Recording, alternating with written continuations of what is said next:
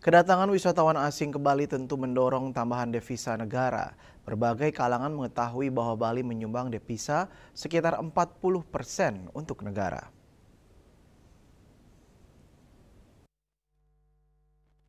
Namun demikian, menurut Guru Besar Pariwisata Universitas Udayana, Profesor Dr. Iputu Anom Empar, perlu dicermati bahwa devisa yang masuk itu adalah perputaran uang melalui produk domestik bruto (PDB), bukan serta-merta uang yang masuk itu merupakan pajak atau fiskal. Lain halnya jika pemerintah Provinsi Bali menginginkan adanya pemasukan dari Bandara Ngurah Rai maupun visa on arrival, yang mana tentu dananya lumayan tinggi.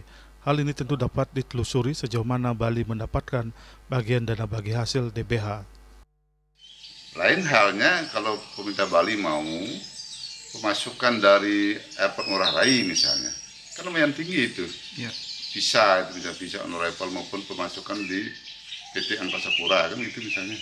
Nah, itu bisa ditelusuri sejauh mana Bali mendapatkan bagian dari itu kan itu harus dicermati. Dana bagi hasil itu ya DBH itu. Nah itu yang harus dibicarakan oleh pemerintah Bali dengan pemerintah pusat. Maksud diperjuangkan oleh anggota DPR RI asal Bali maupun DPD RI asal Bali untuk perjuangan di pusat supaya pemerintah Bali itu mendapat bagian yang lebih banyak lagi untuk pemasukan pariwisata, terutama sekali dari badan usaha milik negara yang beroperasi di Bali, baik itu airport maupun pelabuhan. Kan ini yang perlu harus ada aturan yang jelas, baru kita bisa mendapatkan dana seperti itu. Jadi walaupun banyak mendatangkan devisa, tapi belum tentu itu uang masuk ke pusat, itu harus dicermati ya. Saya kira itu ya. Karena Bali merupakan tujuan pariwisata dunia, pemerintah pusat diharapkan memberikan perhatian kepada Pemprov Bali yang mengekspor jasa pariwisata.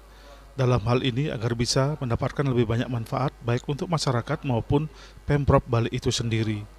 Andika, Bali TV.